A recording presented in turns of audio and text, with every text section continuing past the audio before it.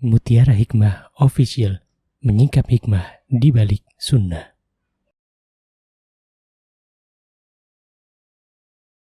Salurkan donasi terbaik Anda untuk mendukung dakwah Mutiara Hikmah Official.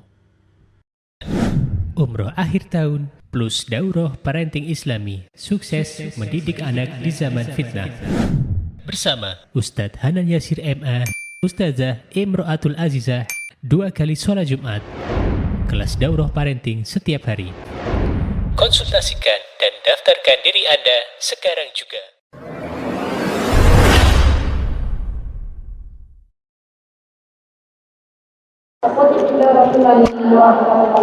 Tidak akan melanjutkan pelajaran atau ilmu, yakni kita Hilal Ilmu karya Syekh Bakar Abu Zaid. Dan alhamdulillah kita hari ini sudah sampai dalam bab Rihlatu fi Talabil Ilm. Dan ini sebuah bab yang cukup penting bagi kita seorang penuntut ilmu, karena ternyata para ulama zaman dahulu kala mereka ketika akan mendapatkan sebuah ilmu pasti melazimkan diri mereka untuk berjalan, melazimkan diri mereka untuk keluar dari rumahnya. Bahkan bukan hanya keluar dari rumah, wahai saudari-saudari, mereka harus benar-benar pergi dari satu negeri ke negeri berikutnya. Subhanallah. Mereka rela untuk menjual harta mereka karena ingin mendapatkan sebuah ilmu, satu hadis yang mereka inginkan. Mereka rela berhari-hari mereka menempuh perjalanan yang cukup jauh. Dan kita tahu dalam sebuah kaidah disebutkan, barang siapa yang dia berjuang maka ia akan mendapatkan hasilnya. Menjadda wajah. Dan barang siapa yang bersungguh-sungguh dalam berikhtiar, dalam berusaha, disertai tawakal kepada Allah Subhanahu wa taala, maka Allah Azza wa Jalla akan berikan kepada orang tersebut. Bahkan subhanallah ya Allah, ketika kita berharap suatu ilmu dan kita jujur kepada Allah atas niat-niat kita, maka Allah pun akan memberi sesuai dengan niat dan ikhtiar. Contoh misalnya, ada seseorang ingin menghafal Al-Quran 30 juz di dalam kehidupannya. Misalnya dia menargetkan 3 tahun selesai 30 juz.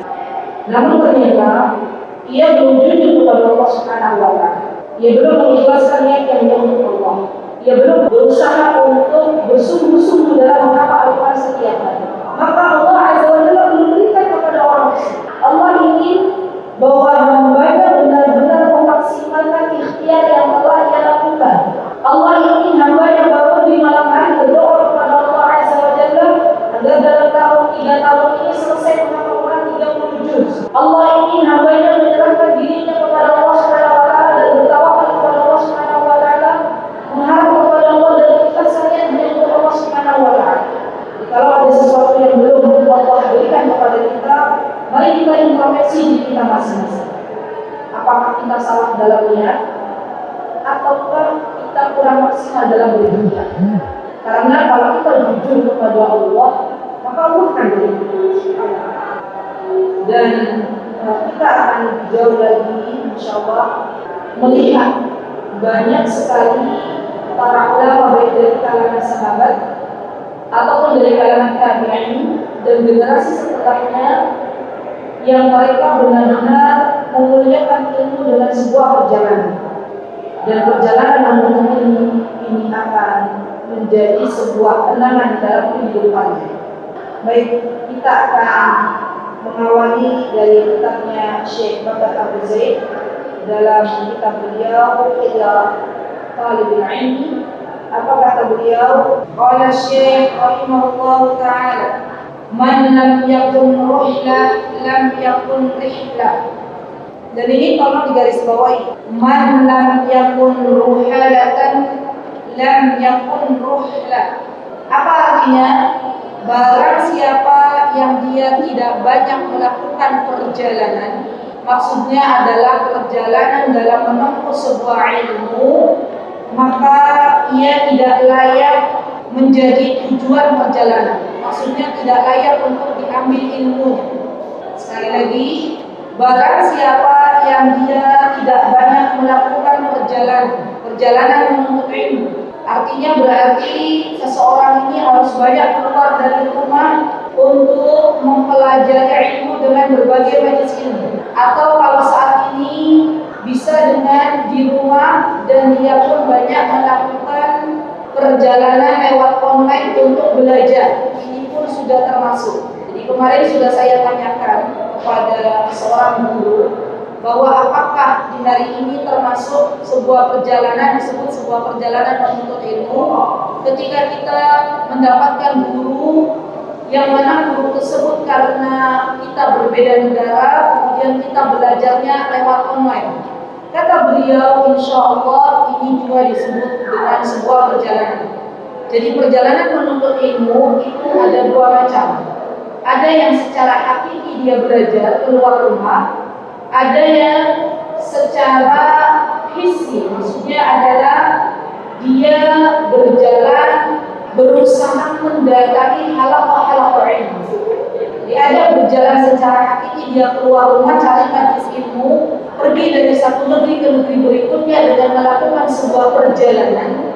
Ada juga yang secara hissi, maksudnya dia mengikuti halaqah-halaqah ilmu. Dan kata Syekhul termasuk di dalam halaqah-halaqah online.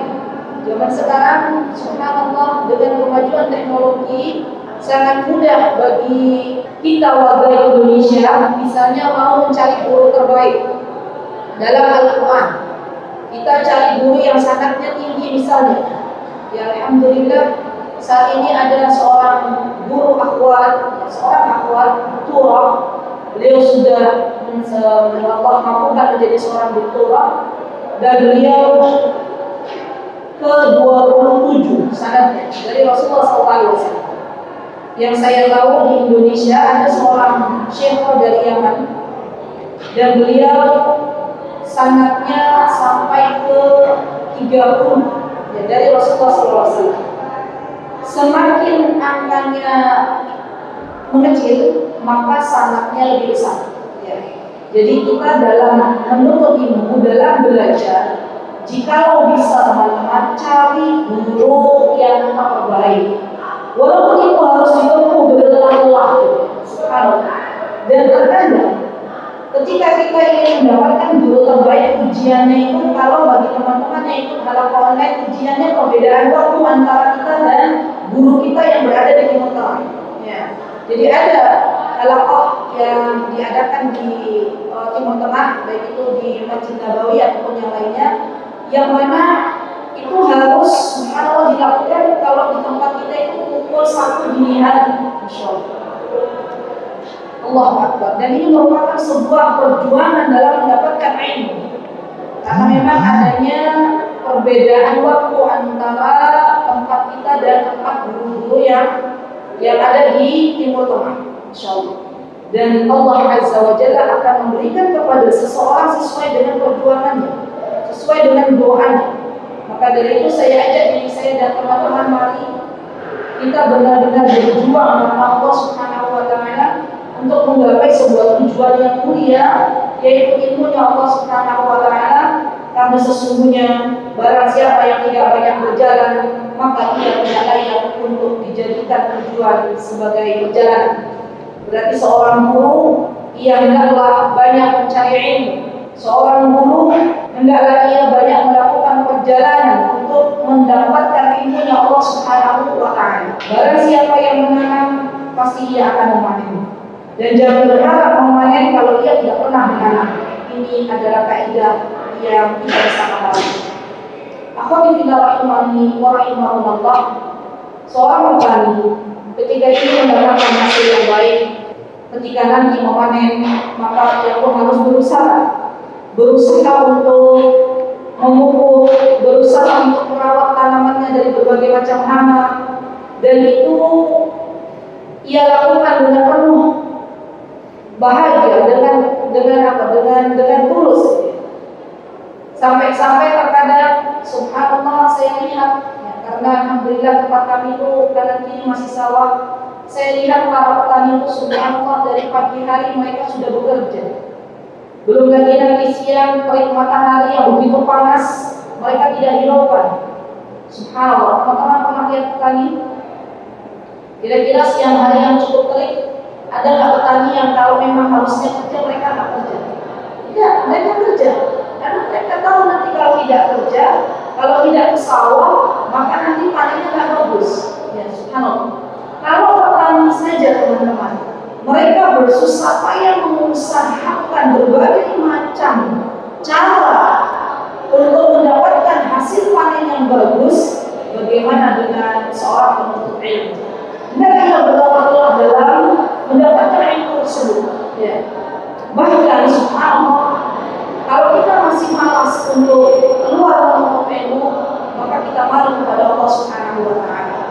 Kita hari ini sudah dimudahkan oleh Allah Subhanahu wa taala untuk belajar mencari ilmu agama. Terkadang perjalanan yang kita tempuh itu tidak seberapa dibandingkan dengan para ulama zaman dahulu. Kita mendatangi perjalanan masih dalam satu kota. Ulama zaman dahulu bukan dari satu kota melainkan beda negara. Subhanallah. Maka dari itu waktu yang cukup singkat kita hidup di dunia jangan kita sia-siakan.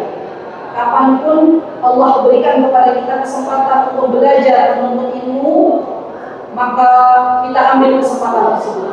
Karena kita tidak pernah tahu sampai kapan Allah berikan kehidupan bagi seorang yang memiliki ilmu. Kemarin kita sudah belajar bahwa di antara caranya Allah menyabut ilmu atau mencabut ilmu dari muka bumi ini adalah dengan diwafatkannya para ulama, diwafatkannya orang-orang yang berilmu. Selagi masih ada orang yang berilmu di tengah-tengah kita, selagi masih ada orang-orang berilmu di negara-negara yang memang subhanallah di sana banyak ilmu, maka yuk kita perbanyak berdoa kepada Allah Azza wa Jalla agar Allah memberikan kepada kita kemampuan untuk bisa menggapainya, untuk bisa mendapatkannya. Karena sesungguhnya ilmu yang akan menjaga kehidupan kita dan bukan kita yang akan menjaga ilmu itu sendiri. Baik.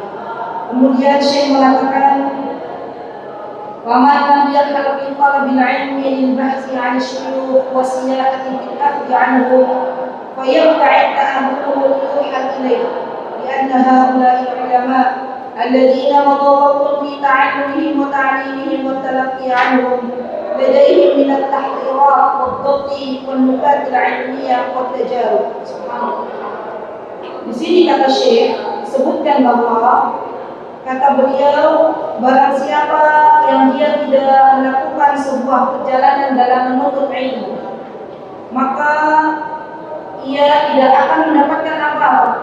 Dan perjalanan menuntut ilmu itu diantaranya adalah lil-bahsi. Apa itu lil-bahsi? Untuk menelaah. Itu termasuk diantara perjalanan dalam menuntut ilmu. Lil-bahsi al-syuyukh, termasuk juga untuk mencari seorang guru. Nah ini dia. Tadi saya katakan bahwa mencari seorang guru itu benar-benar kita minta kepada Allah.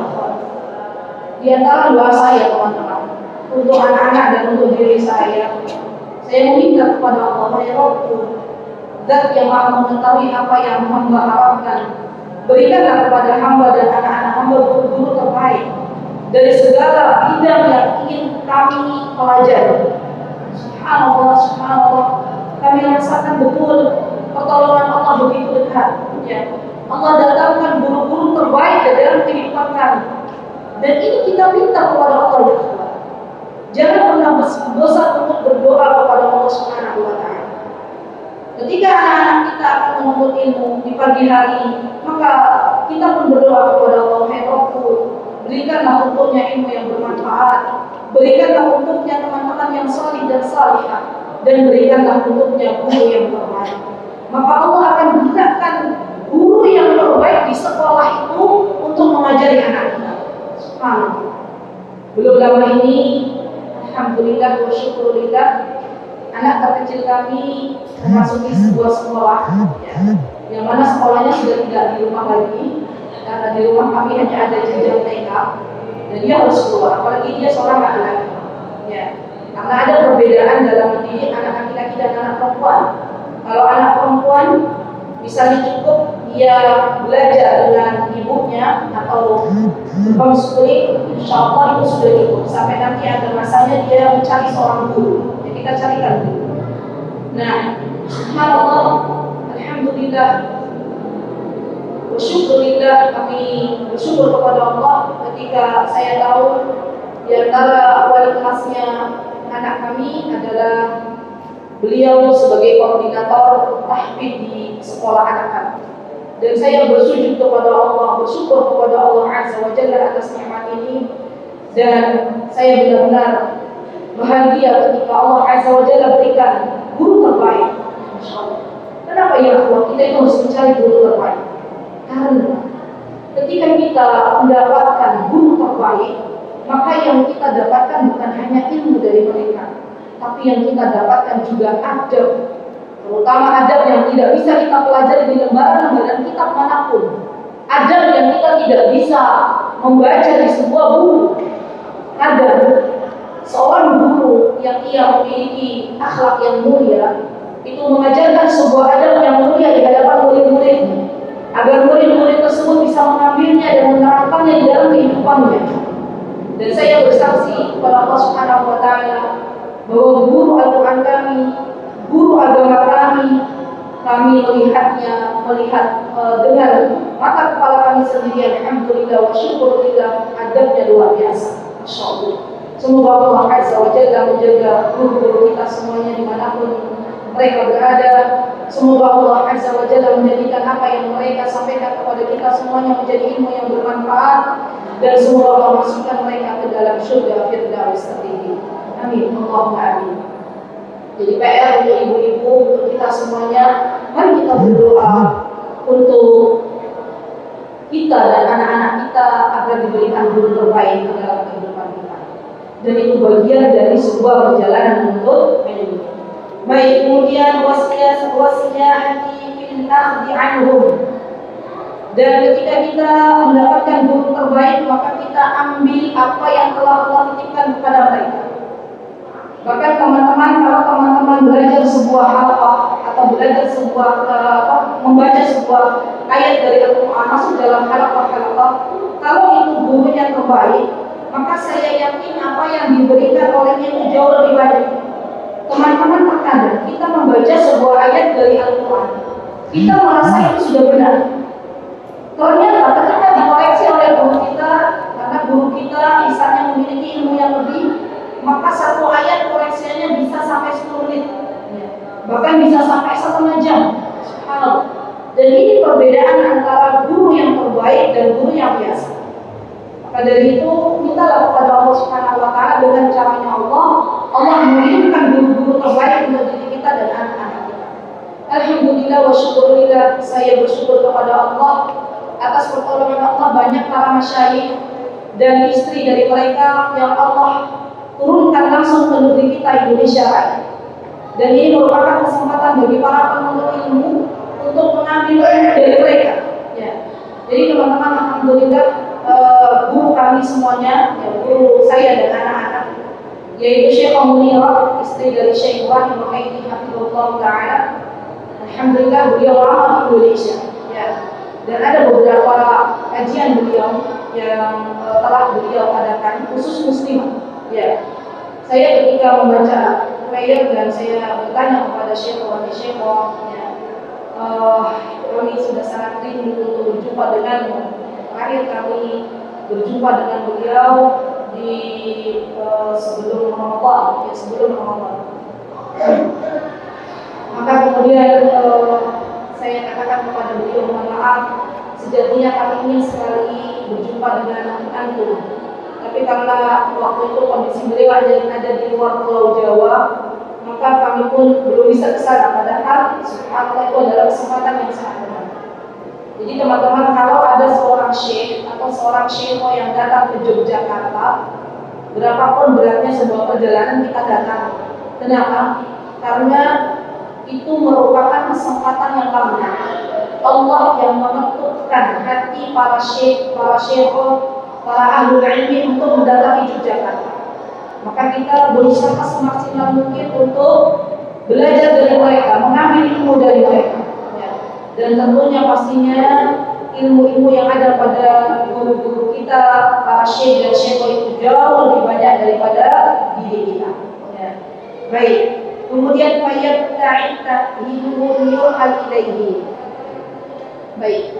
Di anna haula'il ulama alladziina qadha waqtu fi ta'allumihim wa ta'limihim wa talaqqi 'anhum ladaihim min at-tahqirat wad-dhabt wal nukat al-'ilmiyah wat tajarub. Betul. Jadi para ulama yang kita ambil ilmunya, yang mana mereka itu sudah mengadakan sebuah perjalanan yang cukup jauh dari negeri satu ke negeri berikutnya.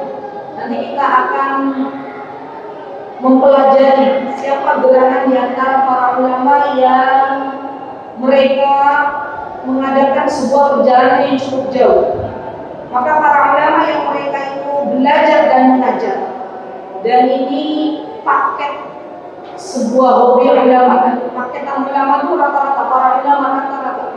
Ya baik itu ulama di zaman dahulu ataupun guru-guru kita zaman sekarang. Subhanallah paketannya itu hanya belajar dan mengajar. Coba lihat teman-teman. Apa bahasa Jawanya ilmu titen? Coba dititen itu. Orang yang punya ilmu biasanya Allah berikan kepadanya kesempatan untuk mengajar. Orang yang mengajar melazimkan dirinya untuk belajar.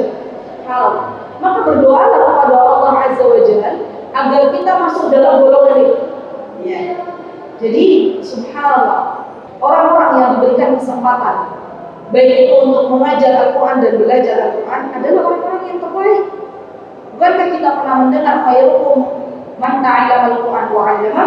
Sebaik-baik kalian di hadapan siapa? Di hadapan Allah Azza wa Jalla adalah orang yang belajar dan mengajarkan Al-Quran.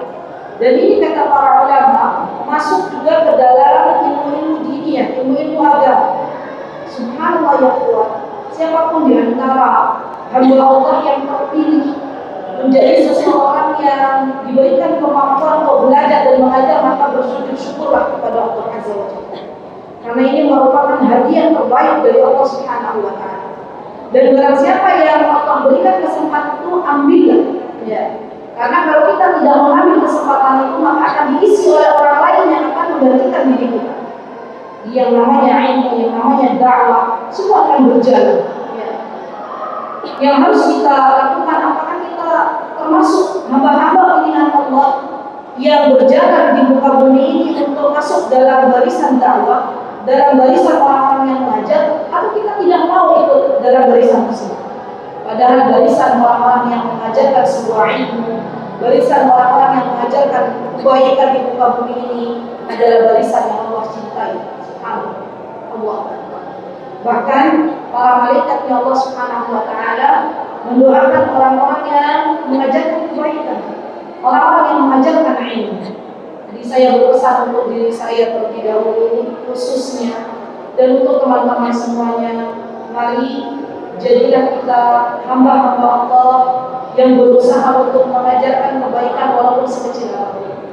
Mengajarkan Al-Quran walaupun harus walaupun hanya mengajarkan ibadah. Ya. Dan Masya Allah luar biasa pahalanya ya Allah, luar biasa pahalanya. Baru kemarin Senin pekan kelima, ya baik Senin pekan kelima kan ya Allah? Iya. Senin pekan kelima itu pas saya tidak ada jadwal.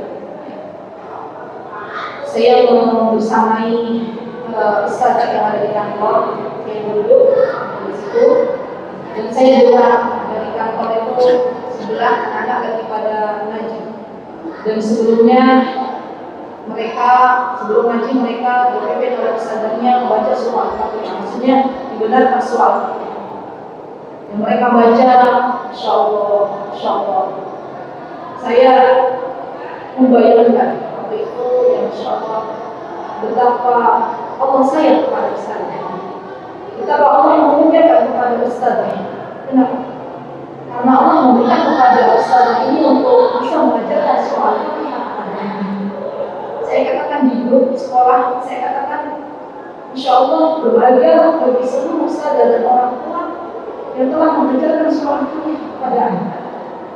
Bisa dibayangkan teman-teman, selagi anak kita sholat membaca surah Al-Fatihah, maka aliran pahala akan didapatkan oleh ustaz dan orang tua yang mengajarkannya. Sampai-sampai ketika tubuh kita sudah tidak ada lagi di dunia, kita sudah terbentuk di kubur, dan Al-Fatihah yang kita ajarkan kepada anak-anak masih dipakai, dan itu adalah aliran pahala yang tidak terputus. Berbahagialah bagi siapapun yang mengajarkan surah Al-Fatihah kepada anak-anak. Kebaikan yang banyak. Teman-teman yang saya cintai karena Allah, ketika kita ingin memberikan ilmu kepada orang lain, maka hendaklah kita memiliki ilmu itu dulu. Ya, saya sering mengatakan, kalau di dalam botol itu tidak ada air, ya kalau botol itu kosong, yang ada di depan saya botolnya kosong, tidak ada air, maka apa yang saya akan berikan kepada orang lain? Siapa yang ingin memberikan air kepada orang lain dalam sebuah botol, maka dia harus mengisinya terlebih dahulu. Ya. Jadi melazimkan diri kita, kalau kita mau mengajar, maka kita harus banyak belajar. Jadi yang namanya belajar, kita sudah pelajari adab-adabnya, kita sudah pelajari apa yang terlebih dahulu kita pelajari. Ya. Dan yang namanya belajar itu tidak bisa instan, harus bertahap, setahap demi setahap. Baik. Dan juga teman-teman yang saya cintai karena Allah Subhanahu wa Ta'ala, seorang yang belajar, seorang yang mengambil ilmu, seorang yang dia melakukan sebuah perjalanan dalam menuntut ilmu, maka pasti ia akan mendapatkan pengalaman hidup, ya, pengalaman hidup. Dan pengalaman hidup itu terkadang tidak bisa dibeli dengan uang. Dan pengalaman hidup itu terkadang menjadi pelajaran seumur hidup kita, ya kan? Menjadi pelajaran seumur hidup kita. Saya bisa merasakan bagaimana ketika kami dulu banyak berjumpa dengan orang-orang dari berbagai belahan dunia, ya. Sampai-sampai kami orang Indonesia, ya, awal-awal datang ke sana kami merasa bahwa orang Indonesia ini masya Allah hidupnya sangat sederhana. Tapi setelah saya berjumpa dengan saudara saya dari Ethiopia, ya, dari Ethiopia, teman-teman, dan saya mengunjungi saudara saya yang menuntut ilmu dari Ethiopia, kemudian saya masuk ke dalam rumah beliau, tidaklah saya temukan ya sebuah perkakas kecuali sangat sedikit dan sebuah kasur yang mungkin sudah jauh dari layak. Kemudian baru saya katakan alhamdulillah, alhamdulillah, gimana rasa syukur. Dan itu menjadi pengalaman yang sangat menarik. Ya. Jadi ceritanya kalau dulu teman-teman, setiap penuntut ilmu yang sudah menikah itu diberikan oleh tempat belajar kami untuk diberikan sebuah rumah. Tapi nanti yang akan membedakan itu isi rumahnya. Ya, rumahnya sama dari tanah, rumahnya sama, uangnya juga sama. Namun yang akan membedakan itu nanti isi rumahnya. Gitu. Ya, kalau teman-teman kami dari Amerika, teman-teman kami dari Australia, teman-teman kami dari Eropa itu biasanya mengisi perabotan rumahnya dengan benda-benda yang sangat berharga. Dan teman-teman kami yang dari belahan dunia lain, dari Sudan, itu mereka sangat-sangat sederhana. Ya, bahkan untuk membeli lemari pun mereka itu harus mereka itu harus berjuang. Ya, saya mendapati seseorang yang berasal dari Sudan, salah satu teman kami itu di rumahnya itu tidak ditemukan lemari. Bajunya hanya ditaruh di kardus. Ya, subhanallah. Kardus itu dijadikan sebagai lemari, dinaikkan begitu terus ditata bajunya, subhanallah. Dan itu saya dapatkan, masya Allah, tabarakallah, di rumah beliau, masya Allah. Dan itu membuat kami lebih bersyukur kepada Allah Subhanahu Wa Taala atas nikmat yang telah Allah berikan. Walaupun dulu ketika kami belajar, selama kami belajar ya, kami tidak pernah yang namanya diberikan kesempatan oleh Allah untuk memiliki kalau zaman sekarang itu visa atau kulkas itu enggak. Kami belum diberikan kesempatan itu. Kenapa demikian? Karena tetangga kami sangat baik. Ada yang mengatakan kepada kami, ya wahai Abu Yasir, ini pakai aja kulkas kecil kami, ya kami tidak menggunakannya. Ya, di rumah sudah ada yang lebih besar. Tetangga kami yang satu lagi, kalau kamu mau menitipkan sebuah daging, maka titipkan kepada kami. Kata beliau besar kami terlalu besar, ya, masya Allah. Dan itu kebaikan dari saudara-saudara kami, masya Allah. Maka dari itu yang kuat, ya perbedaan antara orang-orang yang dia melakukan sebuah perjalanan dengan yang hanya di rumah saja itu perbedaan dari pengalaman hidup.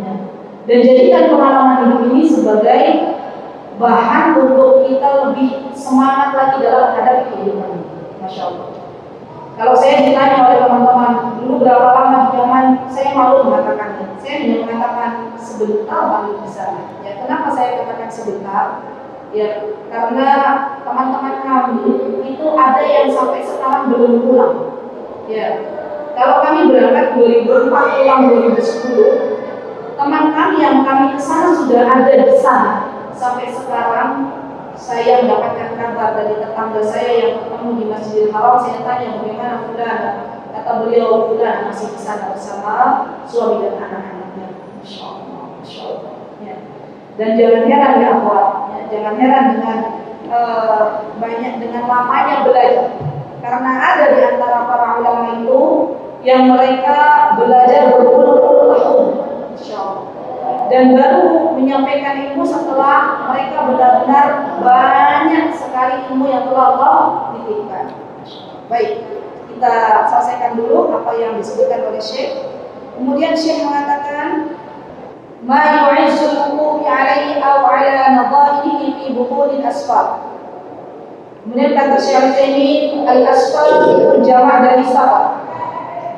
Wahdar al-qudatu 'an hadha 'ala maslakil متصوفة البطالين الذين يفضلون علم الفقه على علم الورع وقد قيل لبعضهم ألا ترحل حتى تسمع من عبد الرزاق فقال من يسمع بسماع من عبد الرزاق من يسمع من الخلاق. Kata Syekh, jangan kita terperdaya dengan kelompok orang-orang sufi yang mereka mengutamakan ilmu-ilmu laduni, yang mereka mengutamakan ilmu-ilmu mimpi.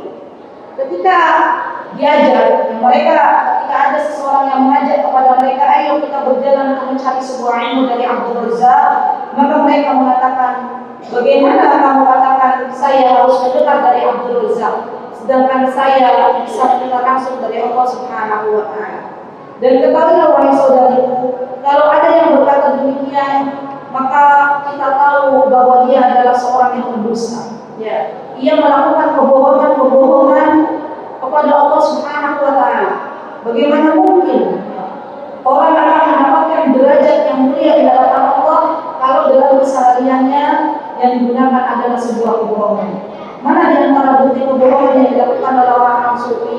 Di antaranya sebagian mereka sudah tidak lagi mewajibkan yang namanya sholat 5 waktu. Mereka katakan bahwa tingkatnya mereka, makomnya mereka itu sudah di level ma'rifah, sudah cukup bertemu dengan Allah Azza wa Jalla di dunia, dan setelah itu mereka gugur untuk melakukan salat. Siapa yang lebih baik dari Nabi Muhammad SAW di dunia ini? Tidak ada yang lebih baik dari beliau. Beliau saja yang sudah maksum, yang sudah dijamin masuk surga oleh Allah Subhanahu wa Ta'ala, beliau tetap melaksanakan salat 5 waktu. Beliau tetap melaksanakan apa yang diperintahkan oleh Allah dan Rasulnya. Dan hati-hati, jangan sampai ya Allah kita terperdaya dengan orang-orang sufi yang mereka ceritakan, yang mereka tulis di buku-buku mereka itu banyak sekali masuk dalam khurafat. Ya. Banyak sekali yang mereka itu buat-buat sendiri. Mereka mengatakan ada bumi yang berjalan di atas laut. Ketahuilah bahwa yang berjalan di atas laut itu bukan guru mereka, tapi jinnya yang telah menyerupai guru. Dan ketahuilah bahwa Allah Subhanahu wa Ta'ala, kalau kita Ahlus Sunnah wal Jamaah dalam melihat ru'yatullah, maka kita berkeyakinan bahwa Allah hanya bisa dilihat di akhirat saja. Kita sudah belajar di dalamnya ada berapa kelompok dalam melihat ru'yatullah. Ada 3. Diingatkan lagi ya. Ya, Bapak saya jelaskan lagi, tapi nanti kalau saya tanya lagi, ya. Atau jangan dulu ditulis deh, diperhatikan dulu. Jadi dalam ru'yatullah, melihat Allah itu ada 3 kelompok besar. Yang pertama, kelompok Ahlus Sunnah wal Jamaah yang meyakini bahwa Allah Subhanahu wa Ta'ala hanya bisa dilihat di akhirat dan tidak bisa dilihat di dunia. Ya, yang kedua adalah kelompok Jahmiyah.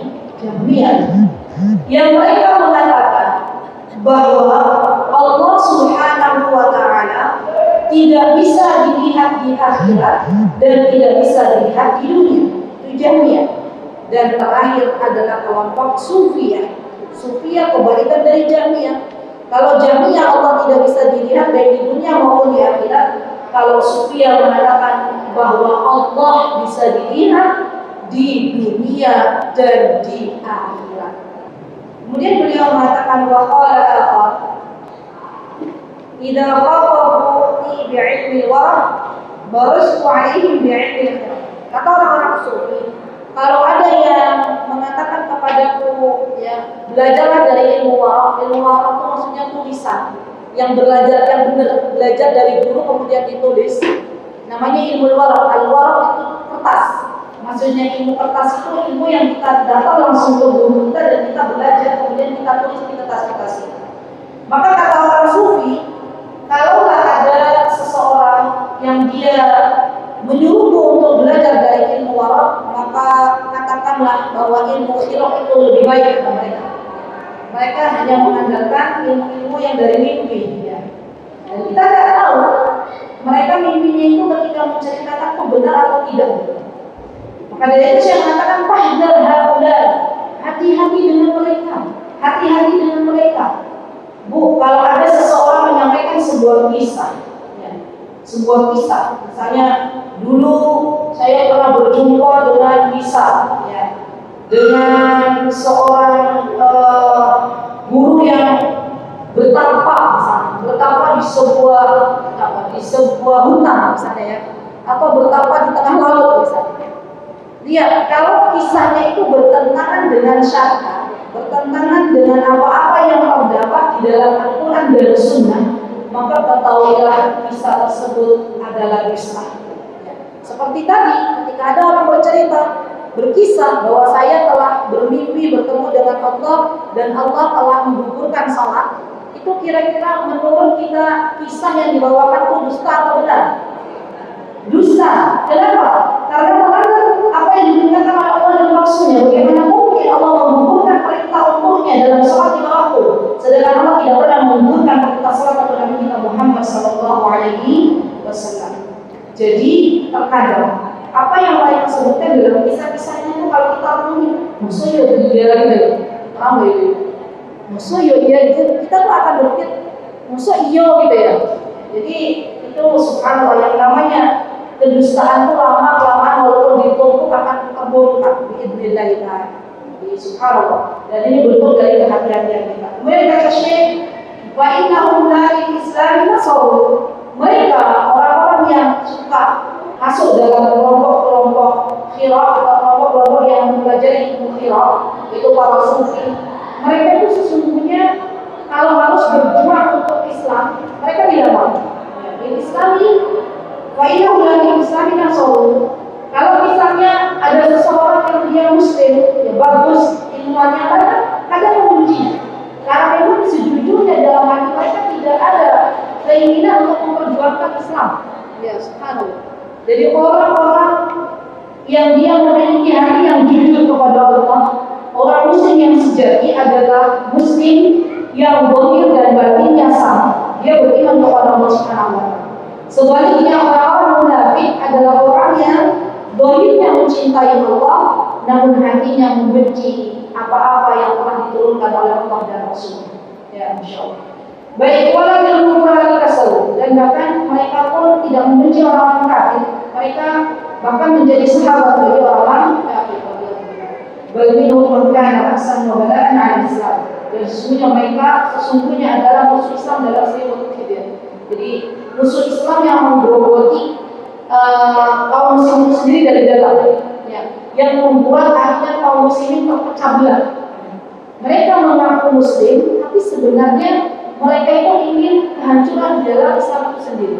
Ya. Kata Syekh ini seperti itu. Jadi, masya Allah ibarat Syekh itu masya Allah dalam sekali ya, ketika beliau menjelaskan bahwa sesungguhnya orang-orang sufi atau orang-orang munafik itu sesungguhnya mereka yang mereka inginkan adalah kehancuran Islam itu sendiri.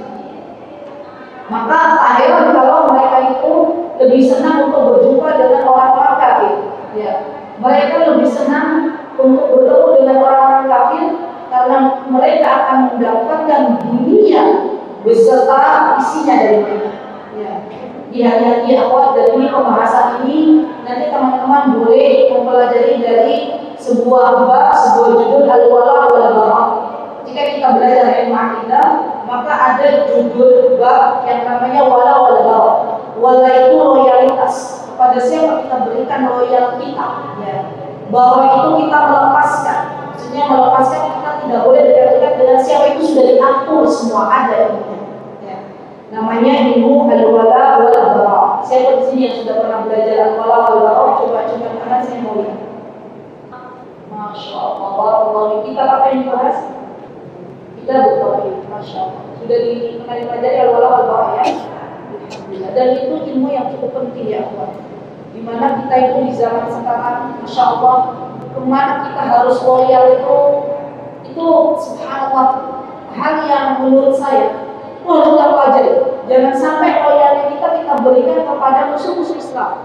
Karena sesungguhnya Rasulullah SAW mengajarkan kepada kita bahwa yang namanya muslim itu bersaudara. Ya. Yang namanya orang-orang beriman sesama orang-orang beriman itu bersaudara. Kalau ada orang-orang beriman terzalimi, maka ditolong kata Rasulullah. Kalau ada orang beriman yang misalnya membutuhkan bantuan, maka tolonglah orang tersebut. Ya. Dan ini adalah pelajaran yang sangat atau cukup penting untuk kita pelajari. Wallahu ta'ala alam. Saya ingin sedikit bercerita tentang bagaimana pengalaman para syekh atau para guru-guru, para ulama zaman dahulu yang mereka berjuang untuk sebuah ilmu. Dikatakan di dalam surah Al-Kahfi, teman-teman boleh dibuka surah Al-Kahfi kalau ada yang punya surah, yang punya mushaf.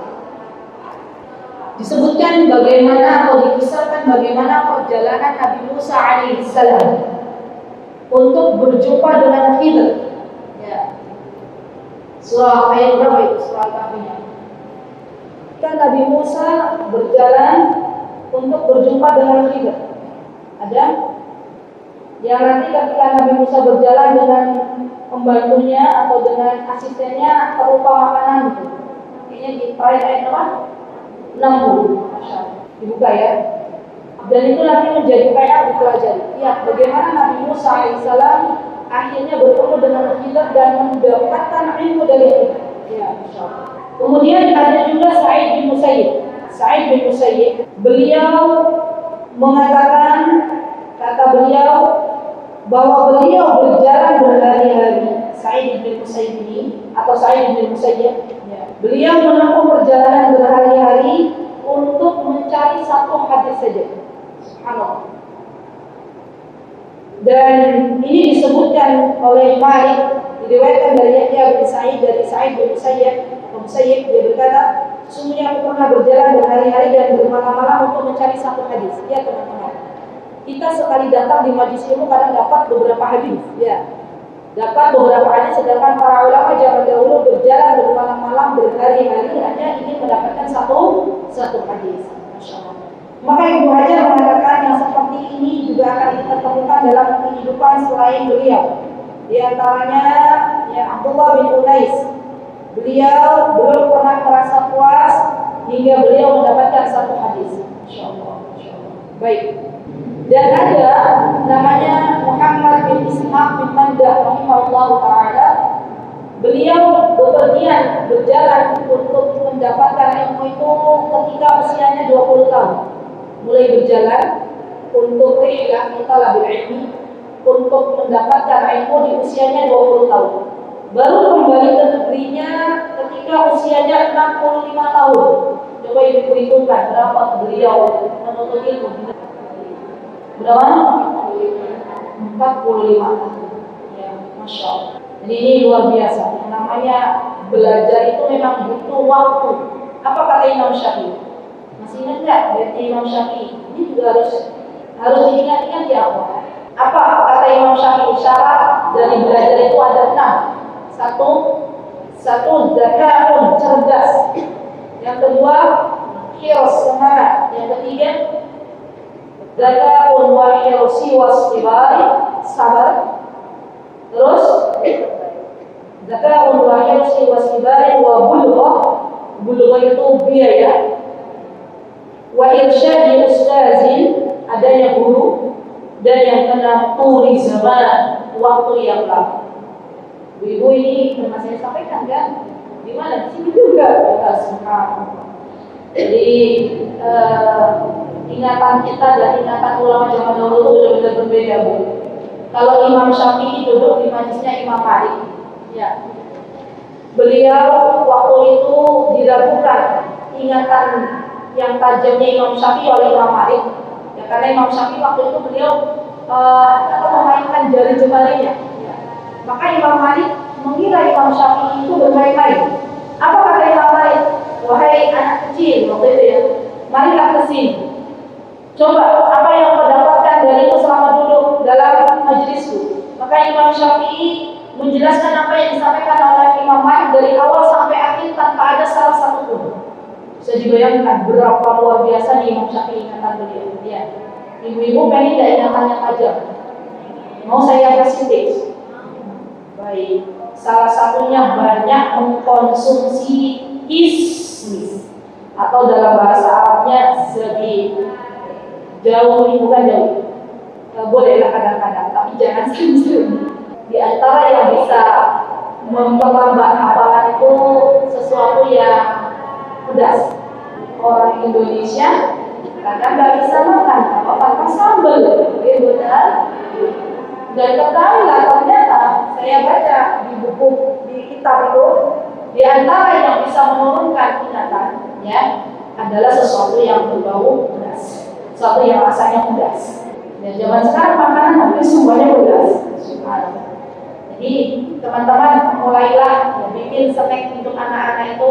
Ya, kalau pagi ke sekolah bakalnya kasih kismis. Ulama-ulama zaman dulu tuh ngopinya tuh bukan gorengan ibu-ibu, ya. Bukan pula apa kue kering, tapi mereka tuh ngopinya tuh kismis, kurma dan kismis, ya, kurma dan kismis. Siap ibu-ibu? Rasanya berat saja kalau tinggalin sambal gitu ya. Katanya mau ingatannya tajam, ya. Masya Allah. Bahkan orang Arab itu, mereka jarang sekali suka pedas yang sangat-sangat. Pernah kami dulu di Yaman mengundang orang Arab dan orang Indonesia. Akhirnya karena di situ ada orang Indonesia, kita buatlah sambal. Apa kata orang Arab ketika ngecipin sambal kami? Kata mereka, maksudnya pedas banget, kata api-api. Mereka tidak terbiasa dengan cabai atau dengan pedas yang sangat lama. Karena itu mereka tahu konsekuensinya akan menurunkan ingatan. Jadi bagi ibu-ibu yang suka pedas, suka sambal, dikurangi sedikit. Ya, kenapa? Agar ingatannya tajam. Dan tentunya pasti ingatan tajam itu adalah pemberian dari Allah Subhanahu Wa Taala, meminta kepada Allah Subhanahu Wa Taala. Baik, sekarang sudah ingatannya tajam kan? Minta sama Allah. Coba saya mau tanya. Imam Syafi'i beliau berkata ada 6 syarat dalam menuntut ilmu. 1, ibu yang ada di depan saya. 1, tegas, masya Allah, langsung. 3, masya Allah. 2, ibu yang pakai kerudung bildautus, silakan. Sabar, masya Allah. 3, ibu yang pakai kerudung abu-abu, silakan. Semangat, masya Allah. 4, belakang ya, ibu yang pakai dosen kerudung pink. Mohon didengarkan Pak. Jawabannya nomor apa sebelahnya kalau membantu boleh. Yang keempat nomor sabar, semangat, cerdas, santun. Yang keempat nomor biaya, masya Allah. Ini yang mudah-mudah ibu, masya Allah. Yang kelima, jazakallah khairan ibu barakallahu. Iya, apa? Apa tuh irsyad Ustaz? Irsyad itu petunjuk. Ya, maksudnya yang namanya belajar itu harus ada guru. Ya, masya Allah. Terakhir, yang keenam, ibu ya Mbak, silakan. Yang mana? Hah? Yang mana? Masya Allah. Barakallahu fiik. Waktu yang lama tulis. Jadi waktu yang lama itu sebuah kelaziman ketika kita ingin mendapatkan ilmu. Ya. Ibu-ibu itu sebenarnya masya Allah. Berapa tahun ibu-ibu belajar? Coba dihitung dari TK. Loh, ya kan? Coba dari TK. TK berapa tahun ibu belajar? 2. Ditambah SD 6. Berapa? 8. Ditambah SMP 3. 11. Ditambah 3 tahun lagi. 14. tambah S1, 4 tahun lagi, 18 tahun ini belajar. Belum lagi yang ngambil spesialis. Masya Allah. Ya. Kalau itu semua dicurahkan untuk belajar ilmu agama, maka sungguh ribuan hadis sudah dilahapnya. Ya Masya Allah. Tidak apa-apa ibu ya. Alhamdulillah. Baik. Kemudian kisah Abu Hurairah.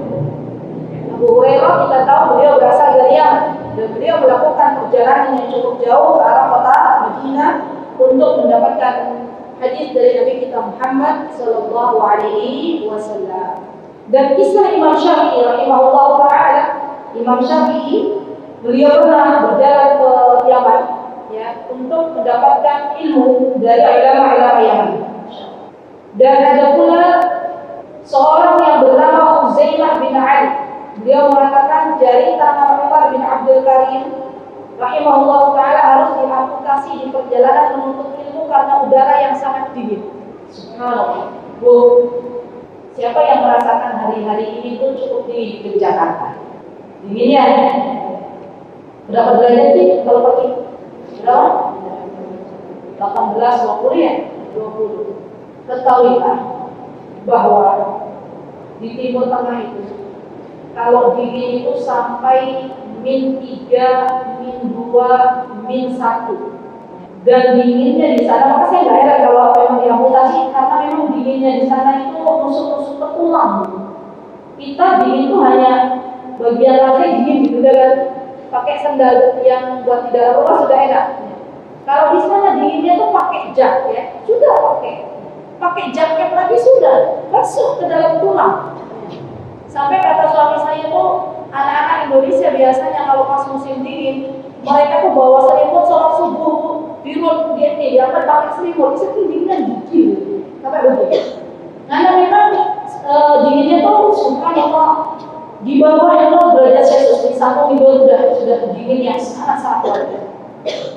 Bahkan kadang ada yang banyak yang mimisan ya, karena saking gak kuatnya orang Indonesia. Subhanallah, perjalanan yang sangat luar biasa. Kita harus diperjuangkan dengan sebuah perjuangan. Baik. Kemudian ada di sini akhwat perjalanan yang dilakukan. Saya sudah merangkumnya oleh Imam Malik bin Anas. Imam Malik bin Anas beliau rela menjual kayu atap rumahnya untuk bisa menuntut ilmu. Sudah nggak ada lagi yang bisa dijual tuh, perabotan sudah dijual semua. Ya. Hanya ada atap rumah yang bisa dijual. Masya Allah. Ada juga teman kami yang sekarang, insya Allah sebentar lagi mau pergi ke Yaman. Beliau menjual mobilnya. Ya. Untuk apa? Untuk tukar belajar. Masya Allah. Dan tidak apa-apa. Kita itu tidak usah takut kehilangan sebuah harta. Harta itu sejatinya milik Allah. Kalau kita menjual harta tersebut di jalan Allah Subhanahu wa taala untuk perjalanan menuntut ilmu, maka Allah akan ganti berlipat-lipat. Yakinlah itu. Kalau perjalanan umrah saja yang hanya 1 kali, yaitu beberapa hari, Allah akan memberikan kepadanya dijauhkan dari kefakiran, maka lebih-lebih perjalanan dalam menuntut ilmu. Perjalanan dalam menuntut ilmu. Jadi ini merupakan kebaikan bagi seorang hamba.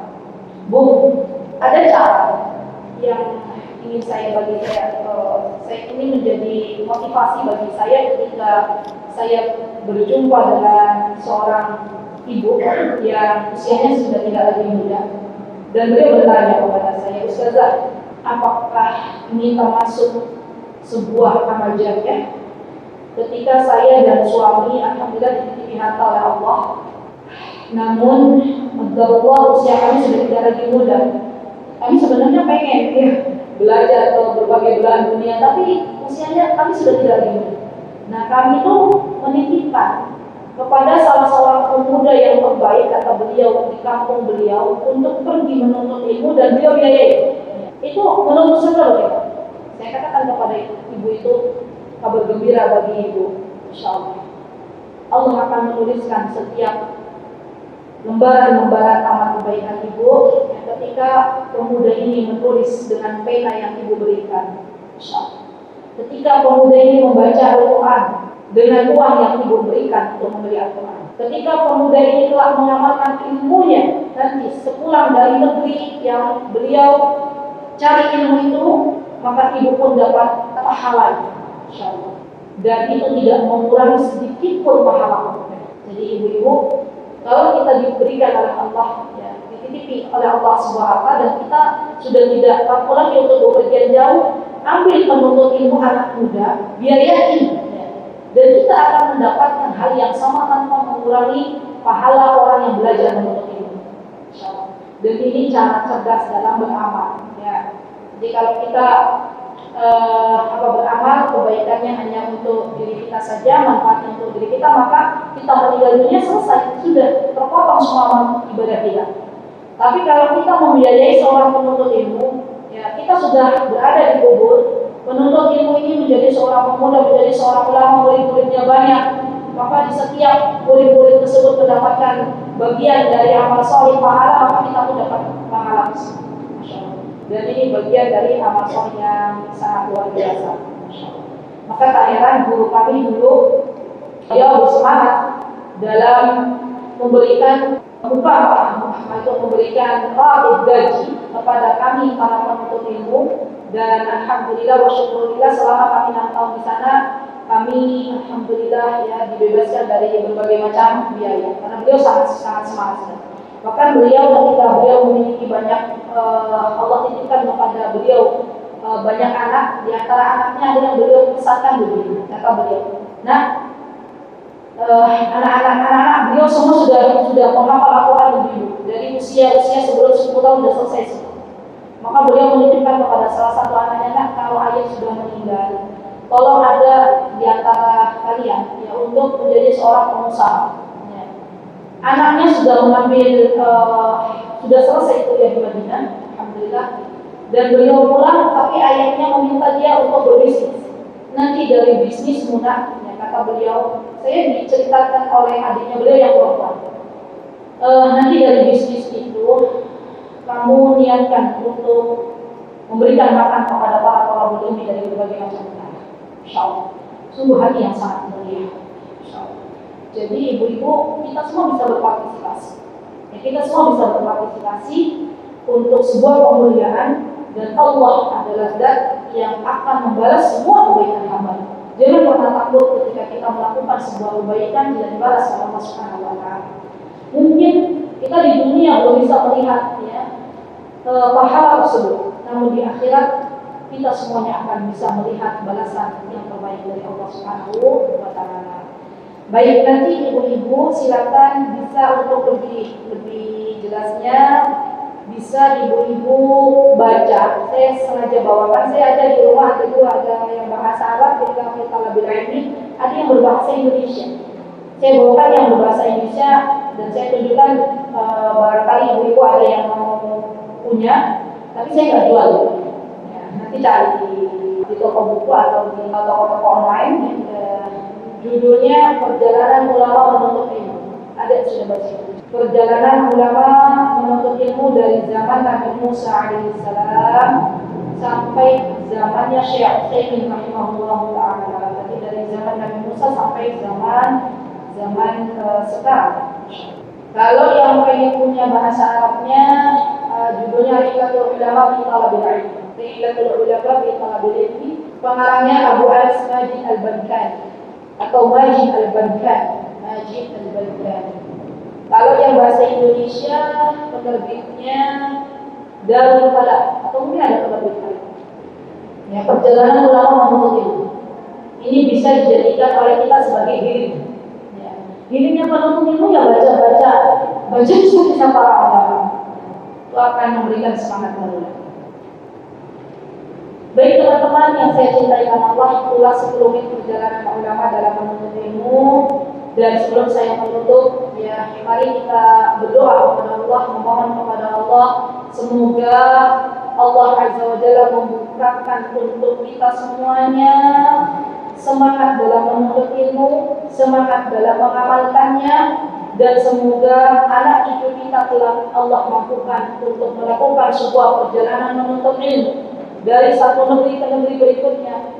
Dan subhanallah teman-teman, ketika anak kita akhirnya izin kepada kita, bunda, rumah, ibu, apalagi izin untuk menuntut ilmu jauh dari dirimu, ya, maka kita seharusnya bisa melepaskan dengan ringan. Semoga Allah Subhanahu wa taala memberikan kekuatan kepada orang tua yang saat ini sudah merindu yang sangat dengan Tuhan dan cintanya yang harus belajar jauh dari Indonesia, dan semoga Allah membalasnya dengan surga-Nya. Amin Allahumma amin. Baik, itu yang bisa saya sampaikan. Kalau ada kebenaran dari Allah, kalau ada salah dari saya mohon maaf. Aku qouli hadza wa astaghfirullah li wa lakum. Wa akhiru da'wana alhamdulillahi rabbil alamin. Assalamualaikum warahmatullahi wabarakatuh. Mutiara Hikmah Official, menyingkap hikmah di balik sunnah.